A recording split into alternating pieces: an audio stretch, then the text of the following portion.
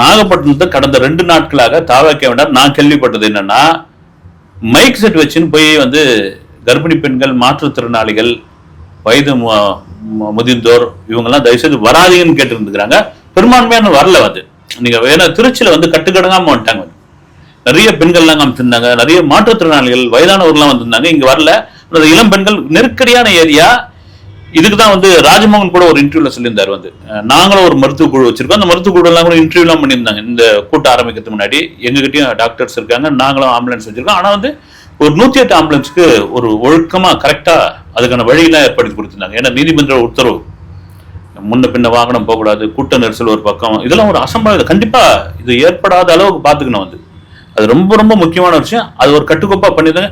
வராதிங்க அப்படின்னு சொன்ன கட்சி இதுவாதான் இருக்குன்னு நினைக்கிறேன். கூட்டத்துக்கு வராதிங்க, வீட்லயே இருங்கன்னு சொல்லி அதை மீறி வரோம். ஏன்னா இன்னைக்கு உங்களுக்கு நாமளே வந்து ஒரு யூடியூப் சேனல்ல தான் அதை பார்த்து நேரலையில் தான் நம்ம பார்த்துக்கிட்டு இருந்தோம்.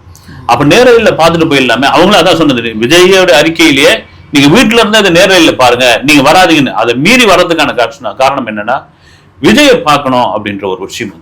விஜயை பார்க்கணும். திரும்ப அந்த கட்டத்துக்குள்ள போகும்போது இது ஓட்டா மாறுமான்னா நம்ம ஜோதிடம் சொல்ல இங்க வரல. விஜயை பார்க்கணும்ன்ற ஒரு விஷயம் இருக்கு இல்லைங்களா, அது ஓட்டா கூட மாறலாம். வந்து அந்த இடத்துல விஜய் ஜெயிச்சிட்டாருன்னு தான் நான் சொல்றேன்.